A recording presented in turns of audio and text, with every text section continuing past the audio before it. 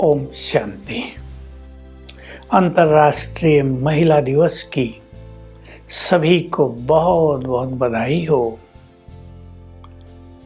हमारी बहनें माताएं पिछले 30-40 वर्षों में बहुत आगे निकल गई हैं। मैं अपने बचपन के दिन याद करता हूँ जब बहनें पढ़ती थी हमारे साथ, बहुत कम होती थी। धीरे धीरे नारी शिक्षा का प्रचार प्रसार हुआ और अब तो बहनें हाईली एजुकेटेड हैं और बहुत अच्छा कर रही हैं। अनेक योग्यताओं से संपन्न हमारे देश का भी गौरव बढ़ा रही हैं। मुझे बहुत खुशी होती है जब मैं अपनी युवा बहनों को देखता हूँ, उनमें कितनी योग्यताएं हैं, वो देश के लिए कितना बड़ा काम कर रही हैं। एक तरफ वो चीज हम देखते हैं, दूसरी तरफ हम देखते हैं अपने ईश्वरीय विश्वविद्यालय को, जिसमें स्वयं भगवान ने मातृ शक्ति को आगे बढ़ा दिया और उन्हें कहा, तुम अबला नहीं हो, तुम शिव की शक्ति हो। तुम्हारी मंदिरों में ये पूजा हो रही है, तुमको ये अष्टभुजाएं दिखाई जा रही हैं, यानी तुम्हारे पास 8 शक्तियां हैं, तुम बहुत शक्तिशाली हो। उनको सोया हुआ जो स्वमान था उसको जगा दिया। उधर हमारी बहनें बहुत योग्य, बहुत हाईली एजुकेटेड, दुनिया के हर क्षेत्र में अग्रणी होकर कार्य कर रही हैं। चाहे वो पढ़ाने का काम हो, और छोटे बच्चों को पढ़ाना माताओं के लिए ही बहुत बहुत एक उचित और उपयुक्त कार्य है, क्योंकि उनमें प्यार की शक्ति भी होती है, पालना की शक्ति भी होती है। कितनी बहनें प्रोफेसर, प्रिंसिपल्स हैं। तो आईटी में तो बहुत आगे, स्पोर्ट्स में कितनी आगे निकल गई हैं हमारी बहनें। हर फील्ड में बहनों ने अपना परचम लहराया हुआ है, वो किससे पीछे नहीं है। परंतु मैं एक चीज़ और कहूँगा, हमारी मातृशक्ति के ऊपर थोड़ा सा प्रेशर तो अवश्य रहता है।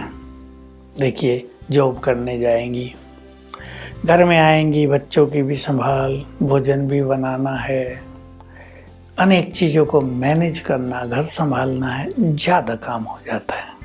कोई व्यक्ति अच्छी तरह से देखे, एनालाइज करे, तो एक दबाव में बहनें रहने लगती हैं। इसका इफ़ेक्ट उनके हेल्थ पर भी पड़ता है, मेंटल हेल्थ पर भी बहुत पड़ता है। ऐसे में मैं अपनी सभी बहनों को कहूँगा, आप आध्यात्म को भी अपने जीवन का एक अभिन्न अंग बना लें। अध्यात्म में राजयोग भी एक बहुत सुंदर चीज़ है, जिसमें हम भगवान से जुड़ जाते हैं, उसके मदद के पात्र बन जाते हैं।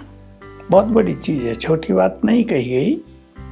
ईश्वरीय ज्ञान जो मिलता है अध्यात्म के पथ पर, उससे हम इजी गोइंग नेचर वाले बन जाते हैं, उससे हम स्ट्रेस फ्री रहना सीख लेते हैं, उससे हमारी ओवर थिंकिंग समाप्त हो जाती है, निगेटिव थिंकिंग को हम पॉजिटिव में बदल लेते हैं। तो अध्यात्म की बहुत ज़रूरत है। नहीं तो आप एक चीज़ की कल्पना करो, एक बहन 8-10 घंटे ऑफिस में काम करके घर पहुंच रही है, वो फिजिकली और मेंटली दोनों तरह से थक गई है। अब वो घर आ रही है, घर में भी यदि उसे कोई समस्या सुननी पड़ जाए तो डबल मार हो जाती है। घर में किसी का उसे सहयोग न हो तो बहुत खराब मनोस्थिति हो जाती है। वो अपने को दबा कर, किसी भी तरह परेशानी को भी छुपा कर अपने कार्यों को संपन्न करती है। आध्यात्म इसमें आपको बहुत ज़्यादा मदद करेगा। कैसे हम भगवान को अपना साथी बनाकर कर्म क्षेत्र पर उसकी मदद लें, कैसे हम अपने मन को हल्का रखें।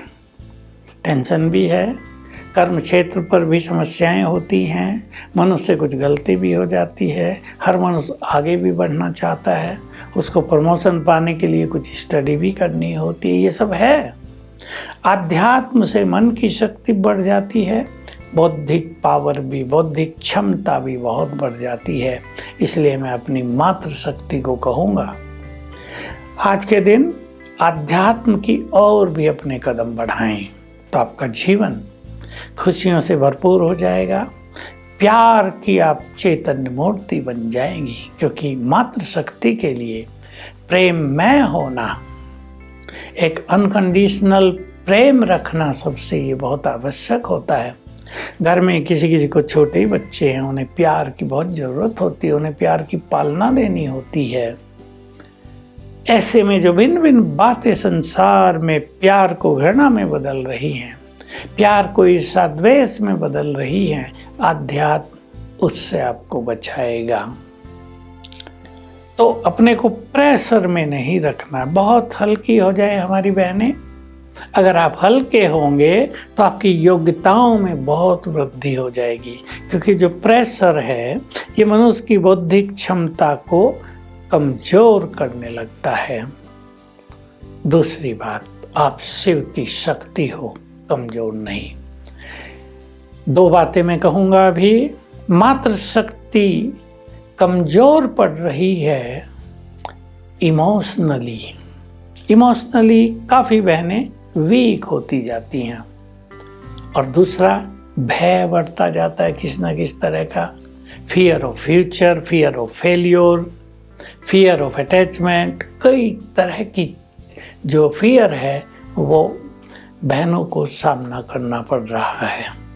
इसलिए मैं शिव शक्ति हूँ, शिव की संतान हूँ, शिव की शक्तियाँ मेरे पास हैं, वो मुझे अपनी शक्तियाँ भी देते हैं।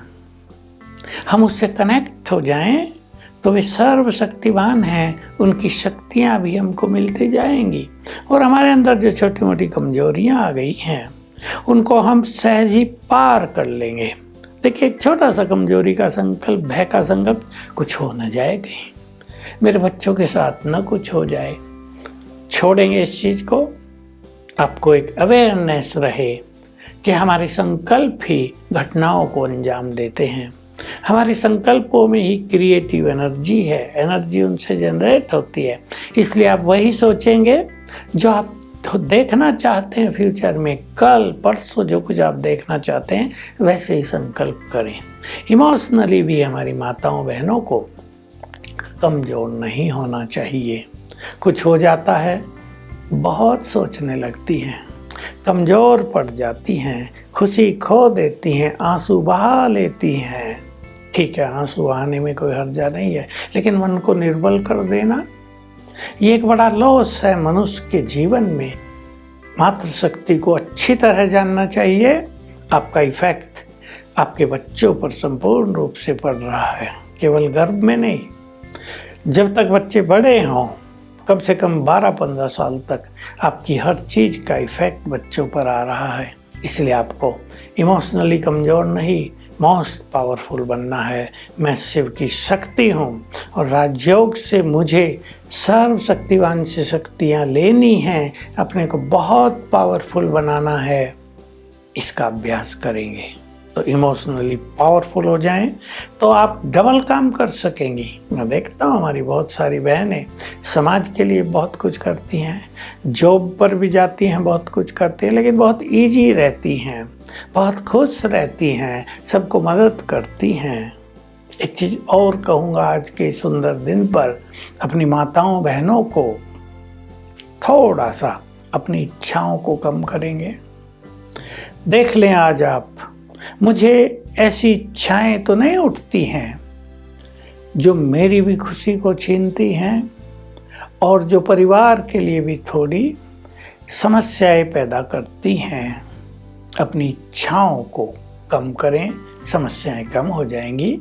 हे भारत की मातृशक्ति, हे महान देश की महान मातृशक्ति, आपके अंदर बहुत प्योरिटी है। अपनी प्योरिटी को पहचानो, उसे जगाओ। और जो संस्कृत में कहावत है, मैं संस्कृत नहीं बोलूँगा, जिस घर में नारी की पूजा होती है वहाँ देवताएं रमण करते हैं। आप अपने को पूजनीय बनाओ।